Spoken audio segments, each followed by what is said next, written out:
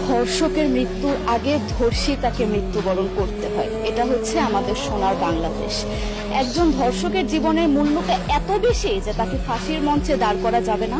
আমরা বাংলাদেশে কয়জন ধর্ষকের নাম জানি যাকে কঠোর থেকে কঠোরতম শাস্তি দেওয়া হয়েছে, যাকে ফাঁসির মঞ্চে দাঁড় করা হয়েছে? আমরা কি আদৌ কেউ জানি? জানি না। অথচ আমরা কতগুলো যারা ধর্ষিত হয়েছে তাদের নাম জানি, অনেক বড়। এই লিস্ট আসলে অনেক বড়, বলে শেষ করা যাবে না। কুমিল্লার তনু, মাগুরার আসিয়া, 2 দিন আগেও কিশোরগঞ্জে 8ম শ্রেণীর একটি ছাত্রীকে বাসা থেকে তুলে নিয়ে ধর্ষণ করা হচ্ছে। বাবার হাতে মেয়ে ধর্ষিত হচ্ছে, ভাইয়ের হাতে বোন ধর্ষিত হচ্ছে। আমরা আসলে নিরাপত্তা কোথায়?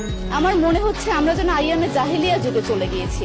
মাঝে মধ্যে মনে হয় এর থেকেও খারাপ সময় আছি আমরা, কারণ ওই যুগে মেয়েরা অ্যাটলিস্ট সম্মান নিয়ে মৃত্যুবরণ করতে পারতো। জন্মের পরপর জ্যান্ত মাটিতে পুঁতে দেওয়া হতো, আর আমাদের ধর্ষণ করে নির্মম ভাবে তারপর মৃত্যুবরণ করতে হচ্ছে।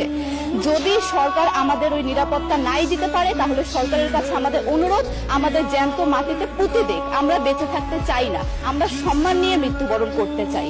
আমরা এই দেশে থাকতে চাই না যে এই দেশে আমাদের কোনো নিরাপত্তা নেই, যে এই দেশে রাস্তা দিয়ে হাঁটলে আমাদের মধ্যে একটা আতঙ্ক কাজ করে, কখন কি না কি হয়ে যায়। আইন উপদেষ্টা বললেন যে ধর্ষকের নাকি ফাঁসি দেওয়া সম্ভব হবে না, তাহলে নাকি নিরীহ মানুষকেও মাঝে মধ্যে ফাঁসির ব্যবস্থা করা, মিথ্যা মামলায় ফাঁসিয়ে দিয়ে ফাঁসির ব্যবস্থা করা হতে পারে। আইন উপদেষ্টার কাছে আমার প্রশ্ন, আল্লাহ না করুক আজকে যদি আপনার কাছের কেউ, আপনার বোন অথবা আপনার স্ত্রী অথবা আপনার মেয়ের সাথে যদি এরকম কোনো কিছু হতো, আপনি কি আসলে এটা বলতে পারতেন যে না, ধর্ষককে ফাঁসি দেওয়া যাবে না? কোনোদিনও পারতেন না। আপনি সবার আগে তার ফাঁসির ব্যবস্থা করতেন, সম্ভব হলে নিজের হাতে মেরে ফেলতেন। তাহলে আমাদের বেলায় কেন এত বৈষম্য? আমরা কি দোষ করেছি? আমরা কি নারী না? আমরাও তো কারো বোন, আমরাও তো কোনো বাবার সন্তান, আমাদেরও তো বেঁচে থাকার অধিকার আছে, তাই না?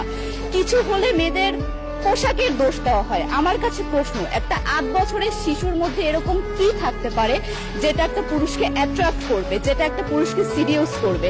সেরকম হলে আসলে ধর্ষণ করা হতো সবসময় প্রাপ্তবয়স্ক মহিলাকে। কিন্তু আমরা আসলে পরিসংখ্যান গবেষণা করলে দেখতে পারি যে ধর্ষক সবচেয়ে বেশি করা হচ্ছে শিশুদেরকে, কিশোরীদের সবচেয়ে বেশি ধর্ষণ করা হচ্ছে। দৃষ্টিভঙ্গি পরিবর্তন করুন, চিন্তা ভাবনা পরিবর্তন করুন, ধর্ষকদের আইনের আওতায় আনুন। যদি আইন উপদেষ্টা অথবা প্রশাসন যদি ধর্ষকদের শাস্তির ব্যবস্থা না করতে পারে, আমাদের হাতে তুলে দেন, আমরা নিজেদের হাতে শাস্তি দিয়ে দিতে পারবো। এই সাহস আমাদের মধ্যে আছে। বেঁচে থাকার জন্য আমাদের যতটা কঠিন হতে হবে, আমরা কঠিন হওয়ার জন্য প্রস্তুত আছি। আমরা ফাঁসি চাই, ধর্ষকদের কঠোর থেকে কঠোরতম শাস্তি চাই। যতদিন না পর্যন্ত ফাঁসি দেওয়া হবে, যতদিন না পর্যন্ত ধর্ষকদের শাস্তির ব্যবস্থা করা হবে, আমরা আমাদের আন্দোলন অব্যাহত রাখবো। দরকার হলে আমরা শিক্ষা প্রতিষ্ঠান বন্ধ করে দিব, তবুও আমরা থামবো না। এটাই আমাদের দাবি।